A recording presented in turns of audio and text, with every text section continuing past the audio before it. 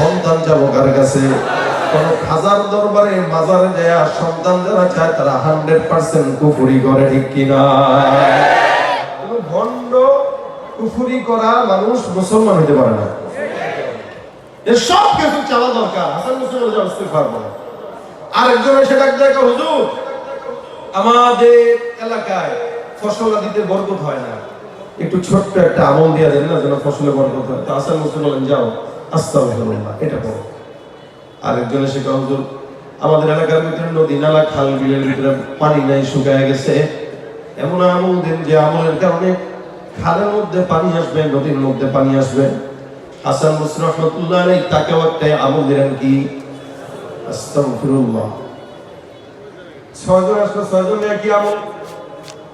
পাশে দেখবেন আমাদের গ্রামে দেখবেন অনেক সময় ডাক্তার আছে, কিছু হাতুড়ে ডাক্তার, এগুলো প্রত্যেকটা রোগীর খালি না পায় এক্সট্রা দিয়ে আইটেম সেরে দেয়। মাথা ব্যথা না পায় এক্সট্রা, পেটের ব্যথা না পায় এক্সট্রা, ঠান্ডা না পায় এক্সট্রা, জ্বর না পায় এক্সট্রা, মানে ওর পুঁজি একটাই, না পায় এক্সট্রা। তা হাসান মুসলিম রাহমাতুল্লাহ আলাইহি ওনার মুরিদ বলতেছেন, হুজুর সব রোগের চিকিৎসা একটাই, বুঝলাম না এই আমল ছাড়াও তো অন্য কোনো আমল ছিল? হাসান মুসলিম বলেন, না, এই আমল আমার পীরের দেওয়া না, আমার বাপের দেওয়া না, আমল স্বয়ং আল্লাহ কোরআনের মাধ্যমে বান্দাকে দান করছে। সুবহানাল্লাহ। আসতে পারে না, জোর কমে গেছে, আছে তো? জোরে বলেন সুবহানাল্লাহ। সব রোগের ওষুধ কয়টা? কি? আস্তাগফিরুল্লাহ।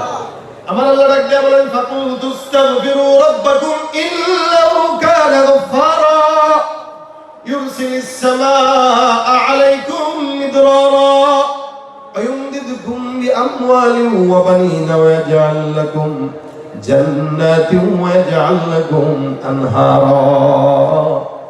আমার আল্লাহ পাক রব্বুল আলামিন ডাক দিয়ে বলেন, বান্দা বেশি বেশি ইস্তিগফার করবা, যতই গুনাহ হোক না কেন সব গুনাহ আমি আল্লাহ ক্ষমা করে দিব। সুবহানাল্লাহ।